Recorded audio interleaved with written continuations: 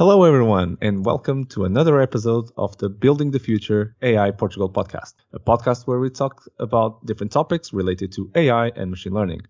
My name is Marco Antonio Silva, and you already know my good friends and partners in this initiative, José Antonio Silva. Hi, José. Hi. And Vitor Santos. Hi, Vitor. Hello. Hi. So you may be wondering, why am I talking again in English? And you would be correct to wonder that, because we have another amazing guest today to join us in our conversations about autonomous drones and simulated environments.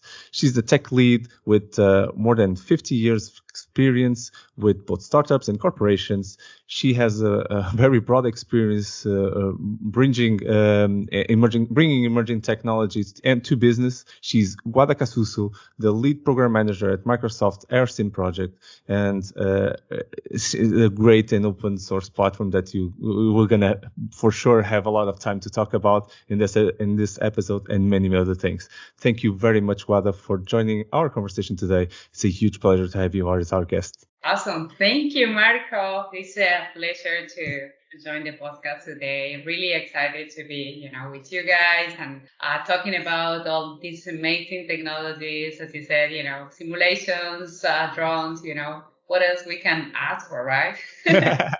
That's great.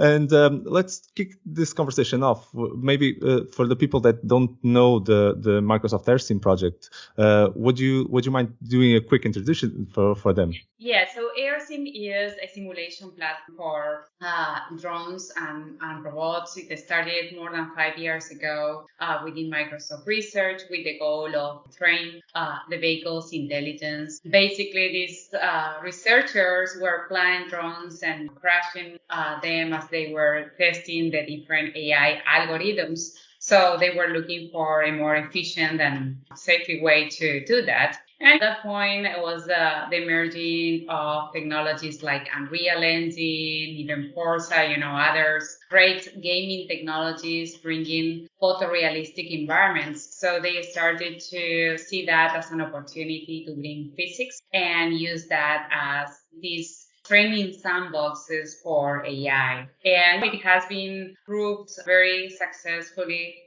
over the last years, and now it's growing as an open source project. We have, I think, more than 11.7 stars at this point, and many forks, many interesting projects that came out from the research effort that goes to universities that are using it for their labs, or we have some competitions where teams rank like in the top position. So it's great to see that. And we're also with all the emerging, I would say the drones emerging now as autonomous or with incremental autonomy. We are seeing a lot of corporations that started to use AirSim as a way to ensure that they can train their intelligence. I would say more, not only train, but develop, design, train, test, validate, and even sometimes replay the simulations in order to make analysis and see how the behavior of it. So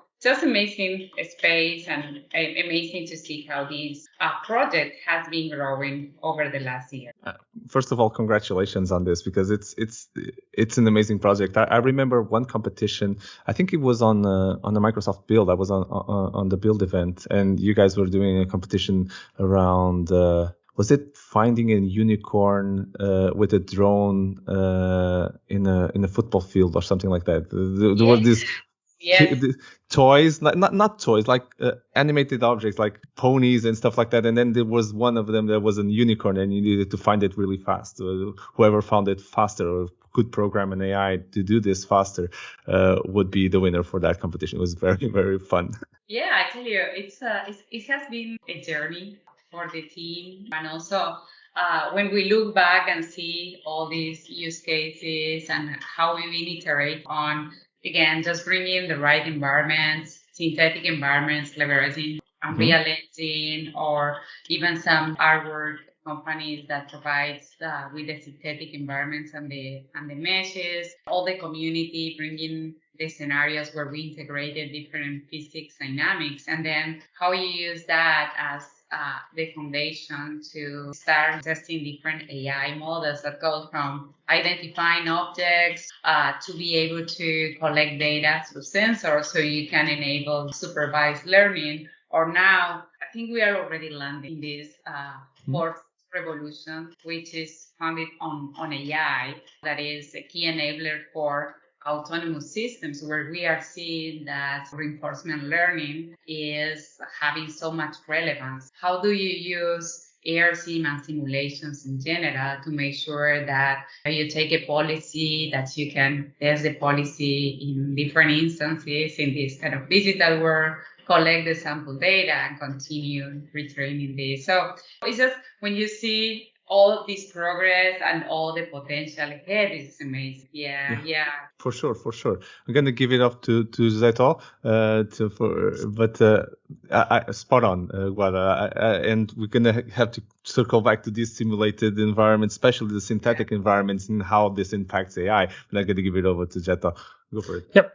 One question I have for you, Guada, is related with something I've seen happening in classes in schools, where teachers are using more automated tools to check the students' progress. So having these test scripts and putting at least students that are starting in IT, they only have to do exactly the function or the challenge they have to code, but they don't have to understand lots of dependencies, compilers, operating systems. And this has helped a lot to ramp up and to level everyone at the beginning of classes. And do you see AirSim as the same kind of leveler that would help a lots of different backgrounds of schools, of students, to be able to actually create something that drives a drone or drives a car without having all this hardware to use in the school? Of course, the hardware is a nice part of the classes because it attracts the users. But do you see AirSim being used in schools also? Well, I tell you, I definitely see a use case where we tap on more like educational spaces, providing simulated environments that help you learn skills through the use of this digital asset that starts again with environment. And when you add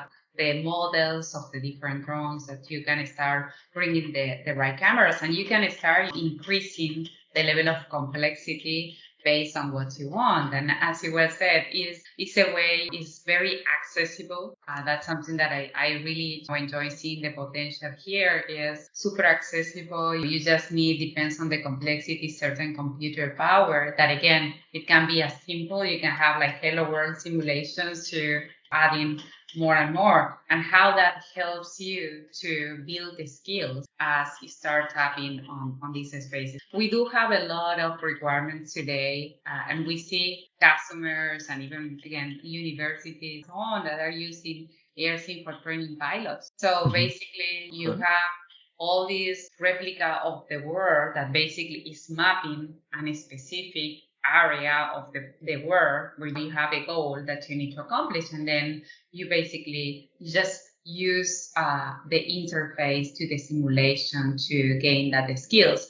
And I will tell you that I also want to take that as a segue to mention two things. AirSim has been a Microsoft research project, and now is part of the Autonomous Systems organization. And one of the main goals of our organization is to democratize AI. Okay. How do you do that? Is basically adding these levels of abstraction over very complex technologies where you don't need advanced skills in order to be able to access that and enable businesses to solve specific challenges. That's one of the big missions of my team, with definitely AirSim is part of that. We also have Project Bonsai, that is, how do you bring brains to machines, and how do you help with the infrastructure to bring your right models, and you orchestrate those. So that's one of the big priorities that definitely align with Microsoft goals, right? Where we want to democratize technology.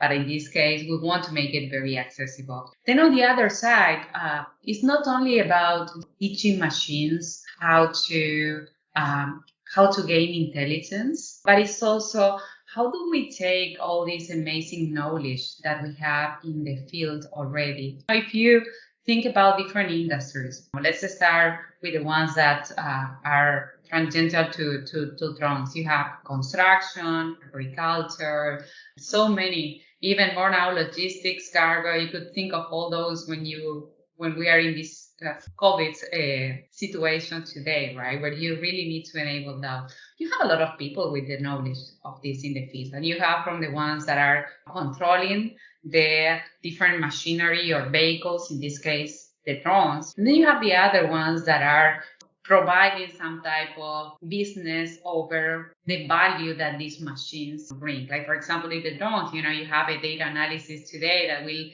assess the data that is captured by the camera of the drone and give you business insights. So instead of, taking, how do we take up this knowledge, I will say, from these experts, and we start transferring that to the machines. Okay, so that way we can augment the knowledge, and then we can simplify the adoption of the technology. Because at the end, adopting the technology, and this is Marco mentioned, and I'm very fascinated about emerging technologies, but it's not only about the technology itself. Yeah, I have the engine, I can't say no. You would definitely see that. But on the other side, I'm more like interested on how do we bring these innovative technologies to solve the real world problems that we have, and at the planetary level at this point.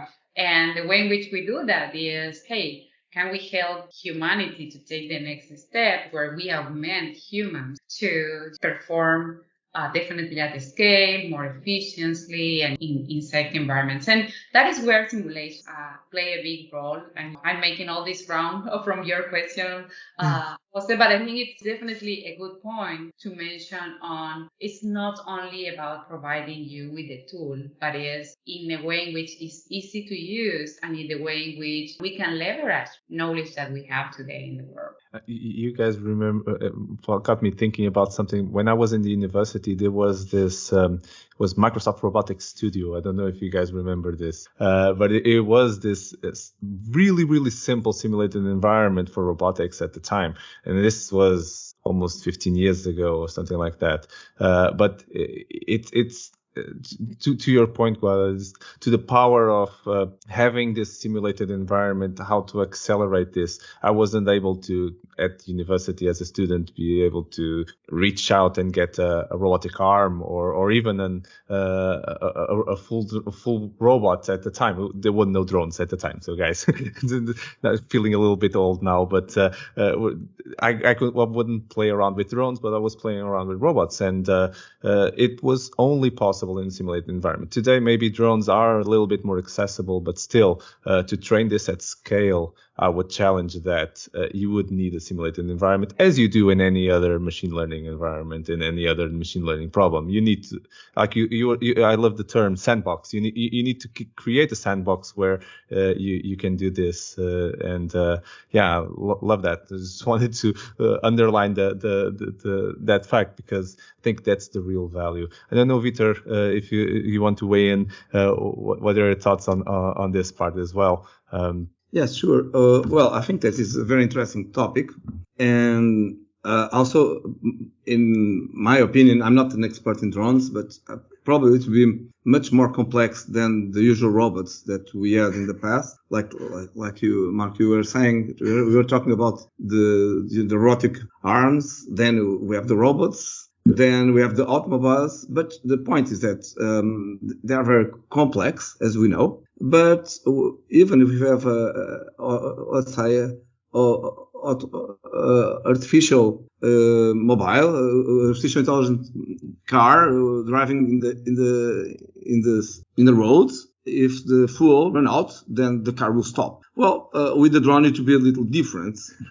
Probably, if we have a problem with the drone, I mean, even a mechanic problem, then probably, well, two things can happen. The drone will just fall down, and it should be a problem for a drone, or it can be a problem of someone else. as the drone can fall On his on the head of someone. So we will have a big problem. And so probably it should be much more risky, much more complex. Well, like I said, I'm not an expert in aeronautics, but I believe we have some air navigation rules that are very strict for the navigation of the aircrafts. Do we have this type of rules for the drones? Because probably in the future we have a crowd of drones. Do we have rules for the mechanics?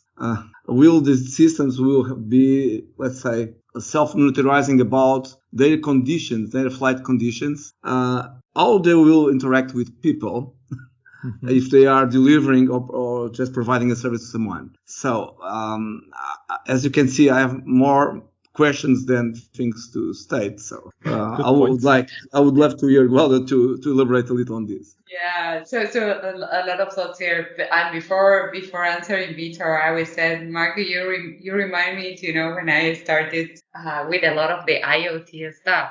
I had this Gadgeteers kit. I don't know if you guys remember. I feel a little bit old about saying Gadgeteer, but that was one of the first Microsoft drones kits that we have. And it was extremely complicated to get those. And I was already, I'm Argentinian, but I was already in US. But even with that, every time that you needed a part or so, it's just, it continues being a challenge, I think, to just experiment today with robotics. Yeah, if you don't have the right knowledge, and we are all learning, I think, in this space. But then imagine that complexity if you have to move from experimentation to go and operate in the real world, right? And it's not only about having the hardware, but it's also being able to put these vehicles. We are talking about drones today, but you could think about even ground robots for delivery, the ones that are definitely taking a lot of relevance currently, as well as autonomous driving car that has been out for a while. You can't just put them in the real world in the current infrastructure that is not ready for autonomy, and you have to share the space, either terrestrial or aerial, with other managed traffic and humans and conditions. So that is where simulations came as a very strong tool to enable. And first, I also want to say that we should reflect on the fact that simulations are not new. Simulation has been used, in many industries or many spaces for long. It's just that as we are enabling autonomy today in the world, the need of having photorealistic simulations where basically you can mimic exactly the same scenarios that you have in the world today and have different views, variations that can go to weather conditions, time of the days, different geographies, and then you can have variables around traffic rates or how humans could behave in certain conditions or animals such. That brings a combination of variables that you have to definitely ensure that you have, right, as part of simulation. So when we think about AirSim and the role of simulations on the autonomous systems world, we see as a way in which we definitely invest a lot on the perception side to make sure that we can leverage the different sensors, cameras that can help these vehicles and agents to navigate the world. But then also at the same time is how do we integrate the current physics simulations platforms like MATLAB, Simulink, or others that has been existing for so long, and they prove to be amazing in the specific use cases. And Microsoft has a long-term partnership with a lot of these companies. So we try to make sure that we can provide this platform sandbox, Marco, where you can plug all these components. And AirSim brings these APIs. And the other thing iterating on that is what Vitor mentioned. This is about safety, and this is about the real world. So if you want to take the use of autonomous vehicles, and let's again focus on on drones, where you will have autonomous drones in the skies performing different type of missions or tasks that goes from delivery, inspection, urban aerial mobility. Aerial taxis will be here in a couple of years as well, and we will have that in the air. So how do you provide the right infrastructure, airspace, the confliction that you have, UTM services? UTMs stand for Unmanned Traffic Management System. That is exactly how you rule basically the air for these vehicles. And you have to have in consideration that when you test the vehicles before operating, you have to consider their physics. Are they working properly under these certain conditions? Battery level. How about like object avoidance? Or how do they see one with each other, respect their roads? And all those things are scenarios that we are looking to enable. And we're working very closely with the customers, the industry in general, as well as trying to build the right lines with the regulators. Or there are many initiatives or programs today around the world, including Europe, that are supporting test flights to ensure that we can study, explore use cases with different variations, and making sure that once they are operating in the real world, they already pass a threshold. And again, that we can set the right standards. Because, Vitor, I think that's the number one priority today for the full industry when we think about how we evolve the drones or the UAVs, managed aerial vehicles. I'm sorry that I am using all these terms, but they are part of the jargon space. But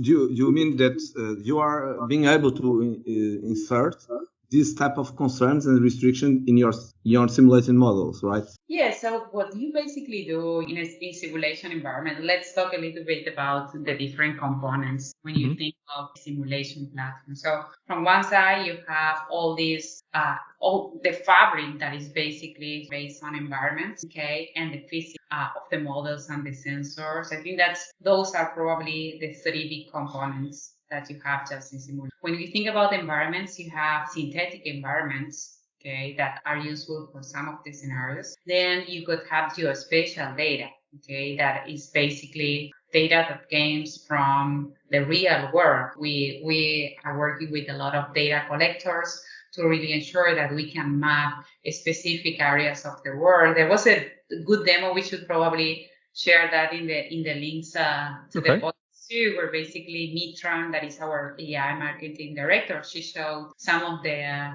environments, geospatial environments that we tested. One is on Sydney, where you have a drone taking off, performing cruise control all over Sydney, and then performing auto landing in close to the Opera House. So those environments has to be proper, I would say, properly set in order to ensure that you can capture enough ground truth and that you can leverage the perception mechanisms of your vehicles as well as the physics, right? So that's one piece. Then on the other side, you have all the space. When you think about drones, you can go from multicopters that are kind of like the DJI drones. You're probably familiar with that. And then you have the fixed wings. That is another type that are the similar eVTOLs and stuff we have today, those models as well.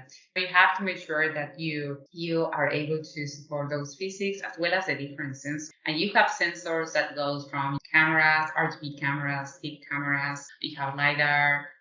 You can have radar on the drone or in the ground, where basically is helping to capture different information. And then you can start like really using fusion these sensors to understand how to navigate and address, Peter, all these use cases where basically how you perform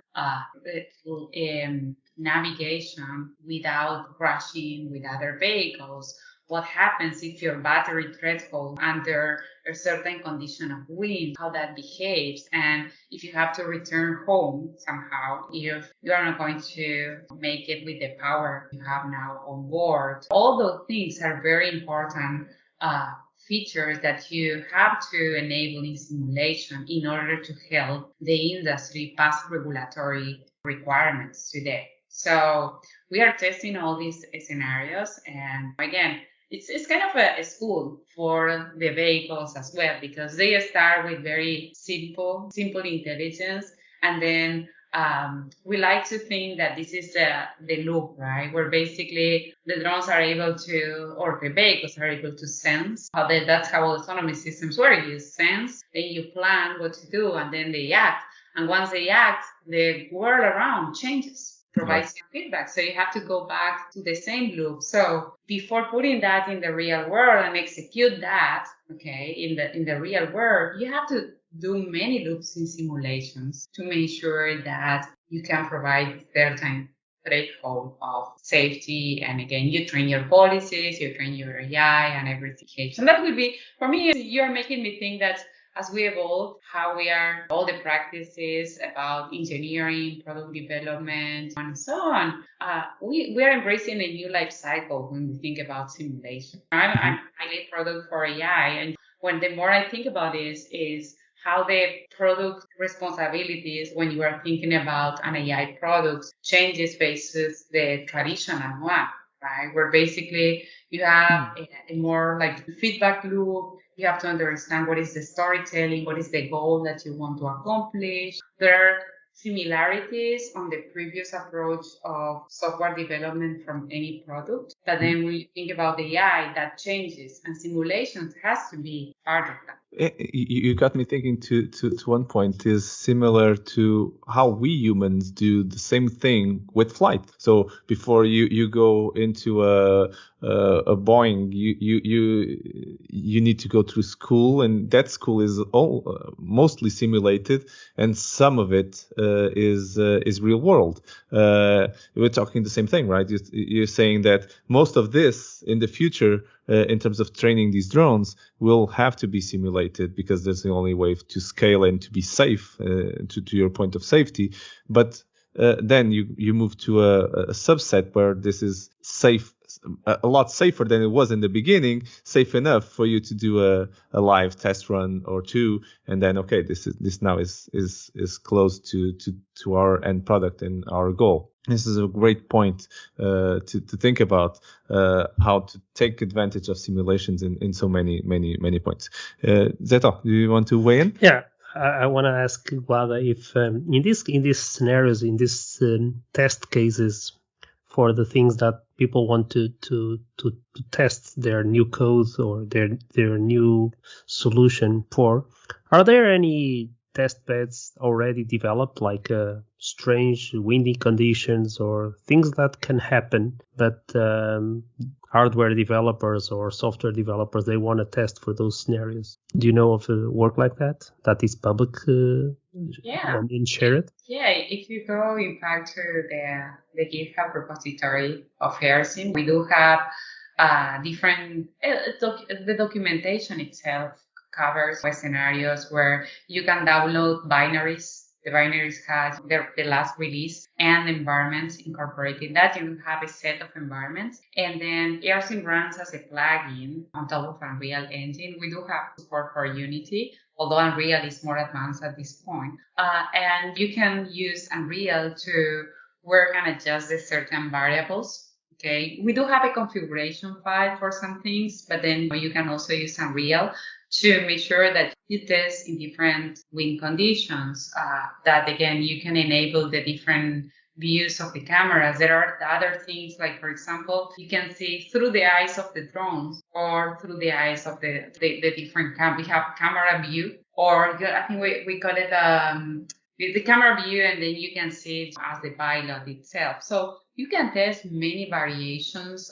There are examples on how can you perform and perform your simulation with snow, wind. There is one in the public repo. There is one that is it's a car. It's different. It's the drone, but there is other cars as well, where basically you can see the performance itself. So definitely there is a lot of tutorials and way to do it, a lot of polls. They are even doing drone racing today. Yeah.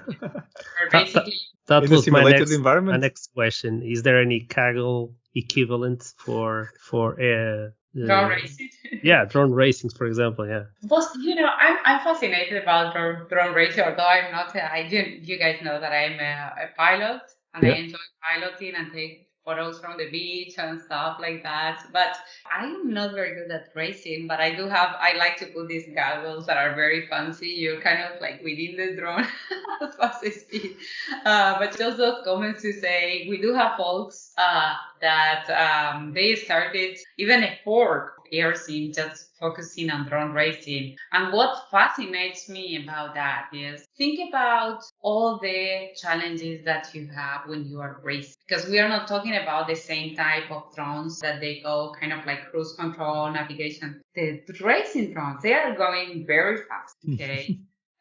They have to maintain a certain level of balance as they do that. They don't have to crash between them. And then they have a lot of these circles and but it's not barriers, obstacles.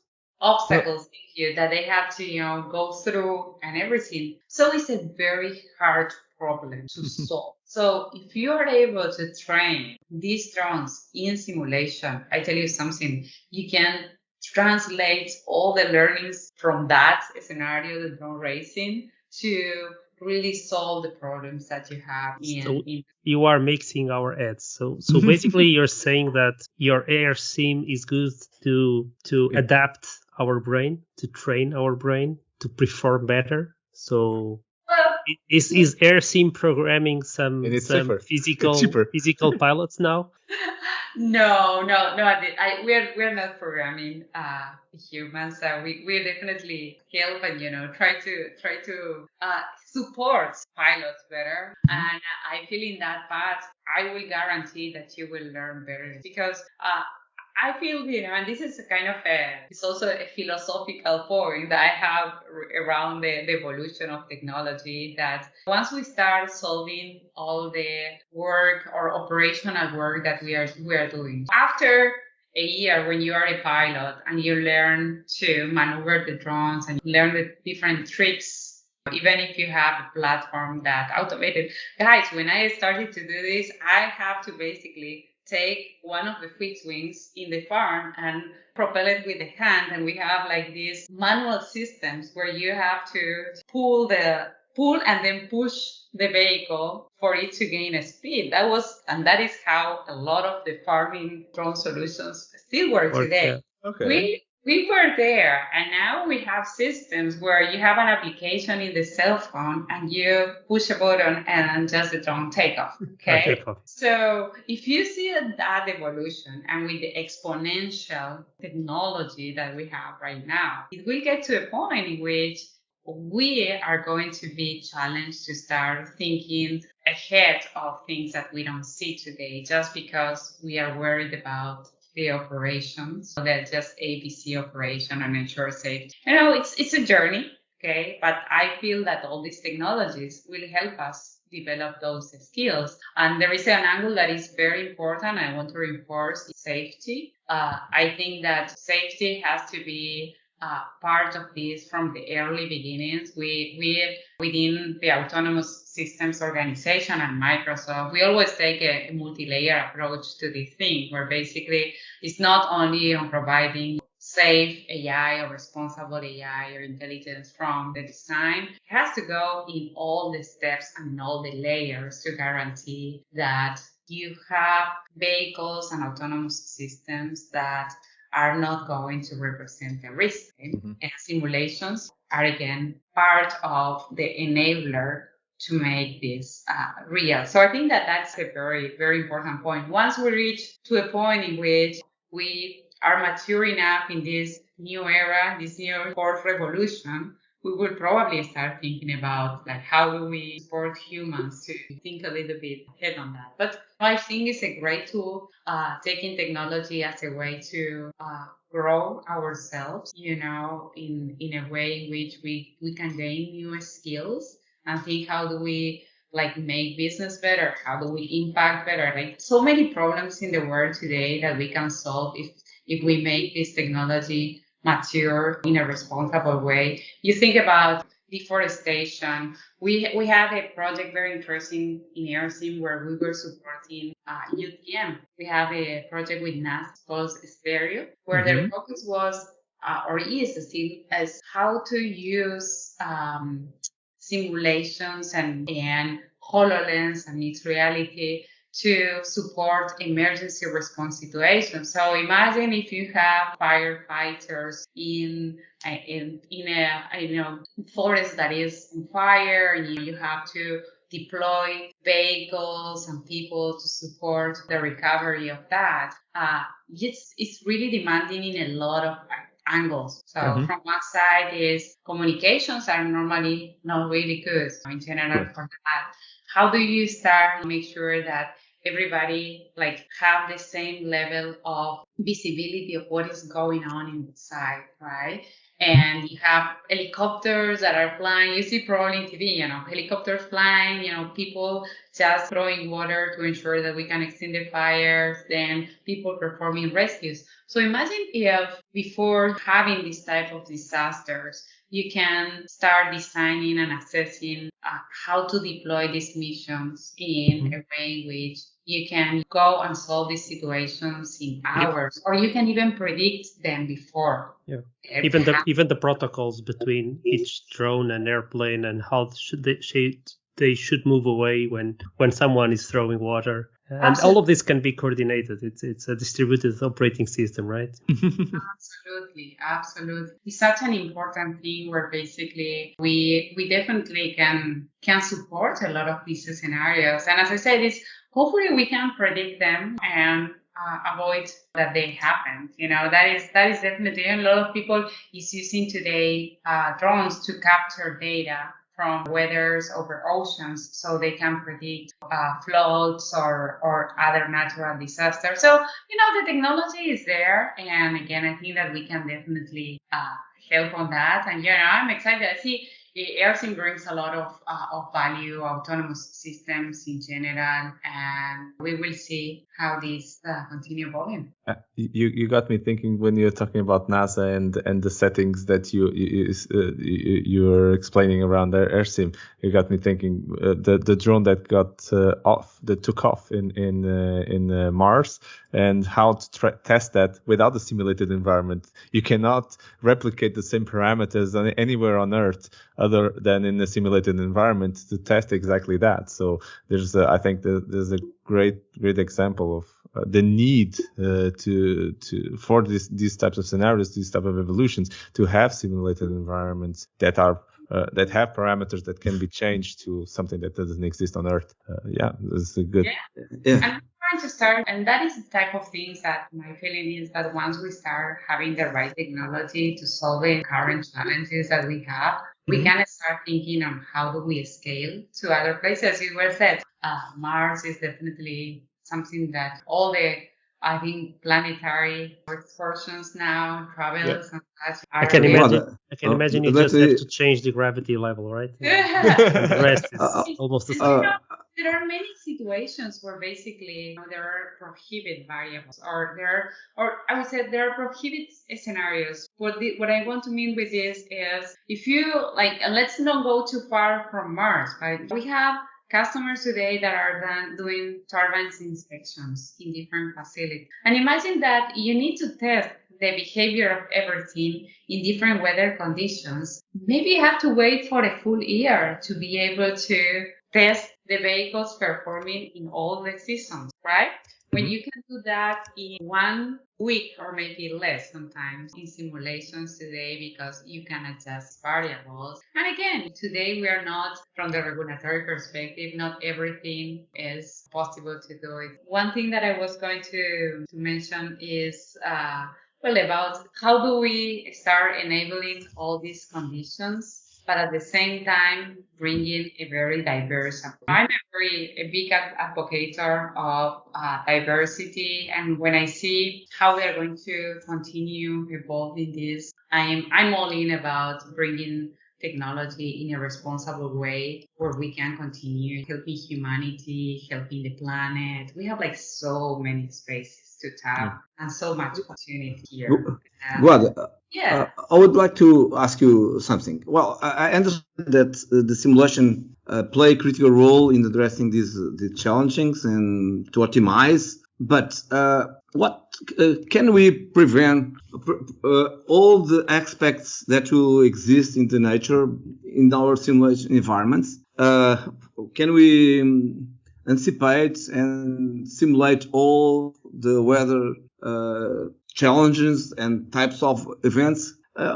This is a tricky question for you. So usually we are saying that, well, this when the machine fails, well, then the creativity will arise to solve the problems. And we have even many movies where the machines are, let's say, overcome by the creativity of the human being. We will have this creativity in the drones one day. Yeah, so I will tell you two things there. One is that we definitely, this is a journey, okay? And I think that we have to take human creativity to action. I'm a doer, and I do have a lot of creativity too, but I like to see things tangible works. What we are doing, especially in Microsoft, and I can speak a lot about what my team is doing, autonomous systems, is trying to bring all these not only creative ideas but possibilities and real world problems to see how do we solve them with the technology, right? And if you tell me today we can do everything, I will tell you there are many complexities in the world that we need to enable in order to have all these dynamic variables in place. That is not only weather. There are the world is the real world has many layers of complexity. If you think about that, as we are going back to this loop where basically you can sense a part of the reality and plan an action, and then the world will change as soon as you perform that action. So simulations, again, what brings you is this, give you different models of the world or different representations of the world based on the problem that you have to solve. Okay. Today, it depends depending on your goal, you will have to have a certain view of the world, okay, and operate on that. So as we move forward, and again, this is a journey that Microsoft and other companies are taking too, is yes, we aim to make sure that we can take in consideration all these variables, okay, that will help us design this responsible AI. Again, this is a journey. It is Microsoft. It's a lot of other companies and foundations today that are making a huge investment. And I do believe, Vito, that as we move forward, that will be definitely possible. Now this is not my field, so I can go deeper on this. But there are even research around how do you take data if you don't have simulations? Because again, simulations has been a while in many industries, even the aerospace. The airplanes that we see in the air, they have to go through a lot of training and simulation before getting there, right? Because if you think it's not too far from the problem that we're trying to solve with the drones.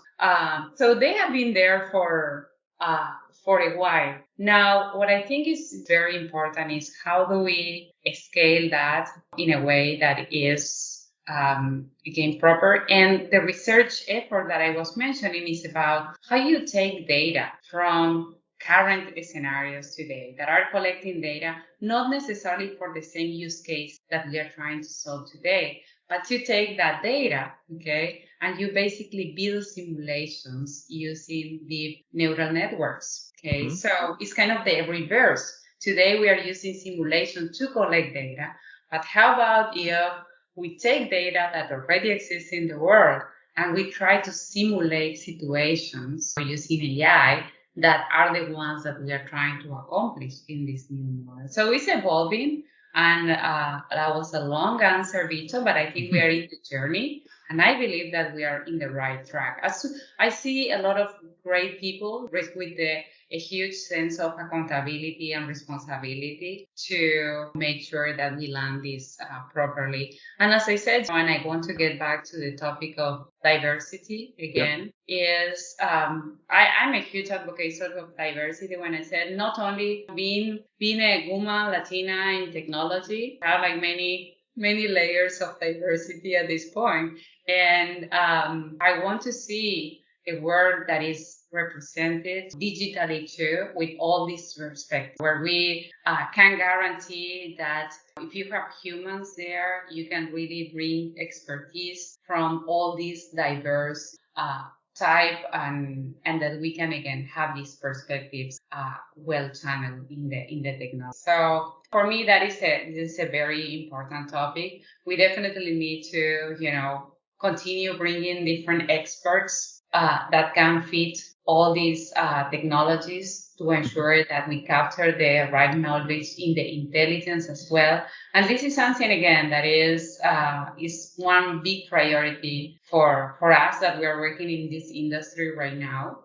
Mm-hmm. And yeah, I think we're in good track. And as I said, it's a journey, layer thing, and we are. Well, thank you very much for these kind words. I just hope a lot of women are listening to this and they understand that there's a huge opportunity here. There's lots of things to do, and there's nothing physically or whatever that doesn't allow them to get to this kind of accomplishment. Okay, and in our industry, in engineering and space, etc., we always see men here, engineers, and there's a lot of women. And in these areas with programming and the simulations, etc., there's nothing that can be limiting for anyone. So. Absolutely. Thank you for saying that. I think that is so important. Is we have to think. We are in a moment in which we all have to think out of the box, okay? And more than ever. And let's don't take a title also to restrict us. You can, like when I see the things that we are building and doing today, you can be a designer, you can have expertise in certain, you can be a drone pilot, you can be a farmer, we really need those skills to be supporting. How do we do this? So one thing that I challenge everybody is not to think about only your title, but is like, what is the goal of what we are trying to accomplish here? And then just try to embrace that. And once you have any specific thing that you want to do and an area where you want to impact, I tell you, reality will unfold. You don't have to worry about that. And people like you guys and others will always support to help people, again, fulfill their dreams, career, passion. And at the end, something that I have to say, guys, I have a lot of fun with this. And I think that's a huge part that we have to consider when we choose a career or what to do. Right? Yeah, for sure. I couldn't imagine a stronger message. Thank you, Guada, for sharing that message. And let's move to our next segment.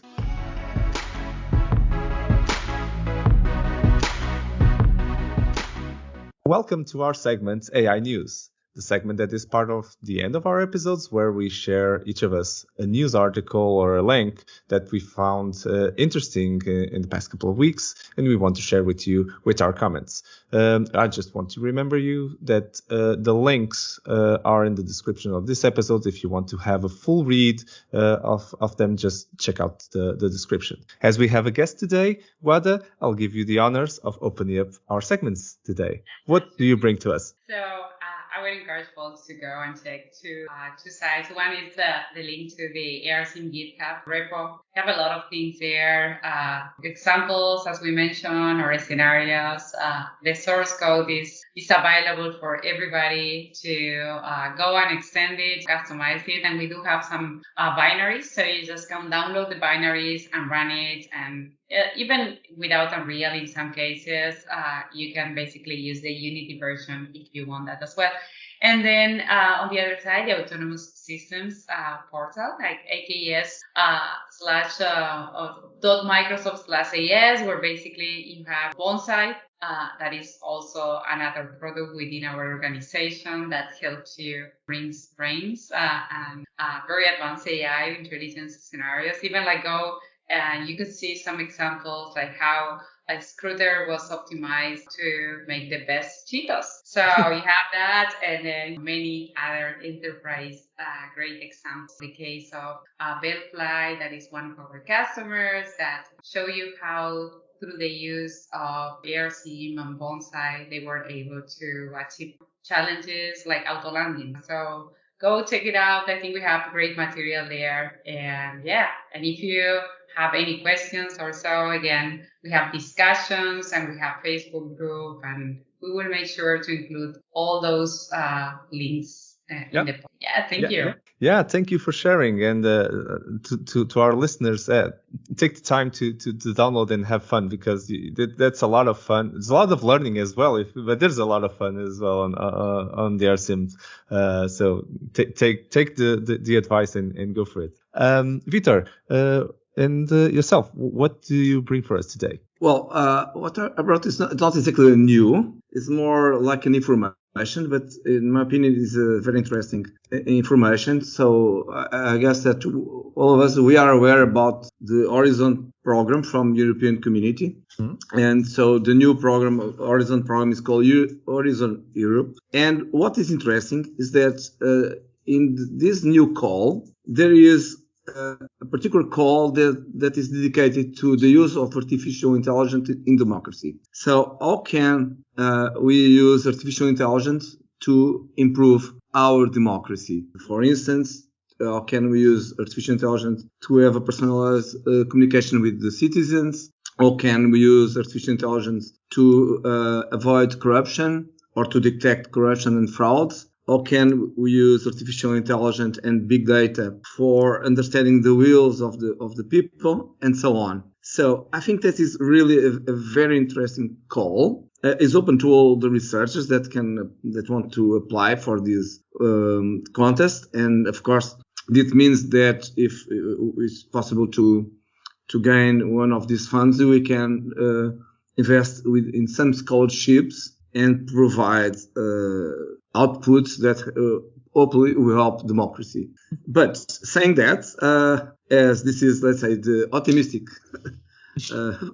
idea, is not in the call, but I will just add that, of course, we can use artificial intelligence to help democracy. That's true. But for sure, we can use artificial intelligence to damage, to make our democracy worse. So it's like the fire. I always said, you can basically the people give it the meaning to it. Yeah, that's so true. That's so true. Powerful weapons are sometimes very good to defend ourselves, but are also good to do very much damage. So yeah, that's true. Thank you for sharing, Vitor. Thank you very much. Is that all? And yourself, what do you bring to us today? Okay, so I was planning to talk about AirSim, but Guada is the specialist here. So, but I will add this link nevertheless. The other one I will join here is PX4. So PX4 is a open source platform to develop this guiding software for drones, and this actually can be stacked on top of AirSim to do some autonomous tricks if you want to start programming for this kind of collision avoidance or any other challenge that you want to program. This is an interesting project, and you can use it also on top of lots of hardware, because this is used in very lots of different drone platforms. So these are my links, and I hope Guada can also point us to some hardware recommendations. Oh yeah, she likes to play with the toys too. So feel free to recommend us, especially because we want to use this kind of hardware to challenge kids to start programming, to start doing some things with computer science. Absolutely. If I remember, Guada, AirSim can also, you can connect the remote control that you would control a true drone. You could just connect it via USB and have that as part of your control set, in a true control set, a physical control set for your virtual drone, right? Yeah. So basically, thank you for reminding me that, AirSim today you can do just software in the loop, or you can do hardware in the loop, where basically you can, test the full, you can use your controller just to, pilot in with the simulation. You can test that with the platform in the loop as well. So yeah, there are so many variations as we continue. So that's a great, idea. And,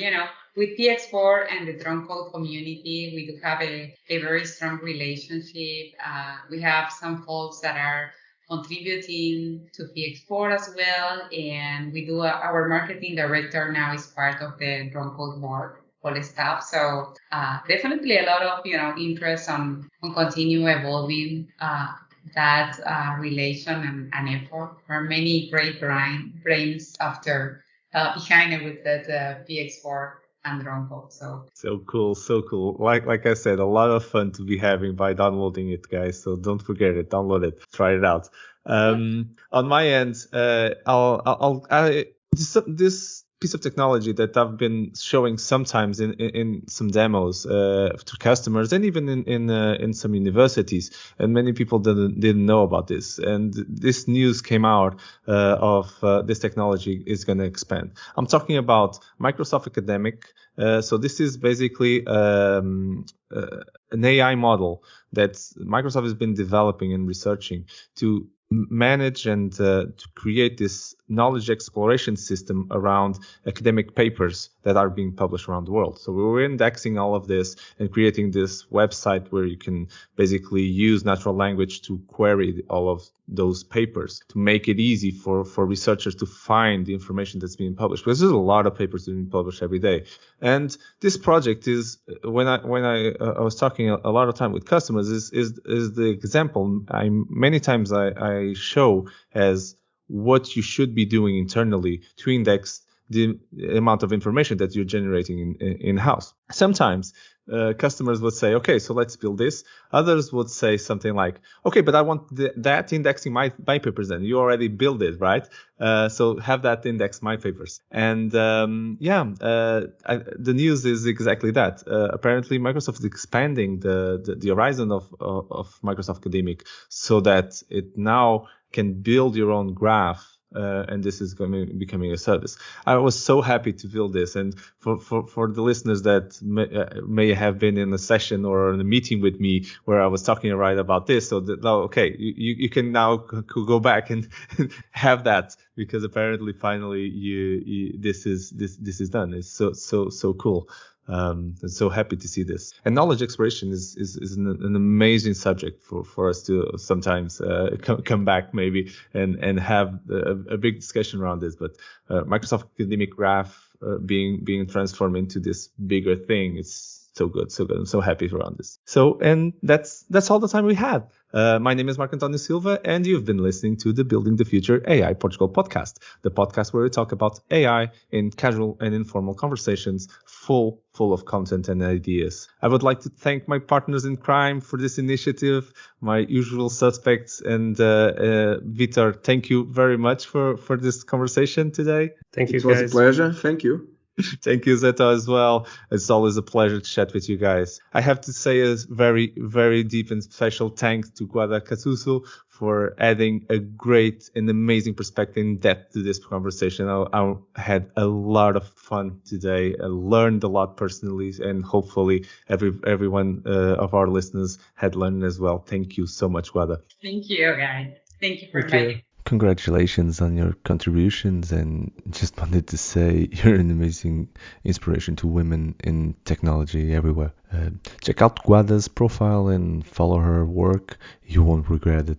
In case you have any feedback, ideas, suggestions, or just want to ping us, you can reach out to us via email at podcast@buildingthefuture.pt. We love to hear your thoughts and ideas. Stay tuned for our next episode in our usual 2-week pattern. Until then, thank you for listening, and let's continue to activate Portugal and build a better future with technology. Thank you all.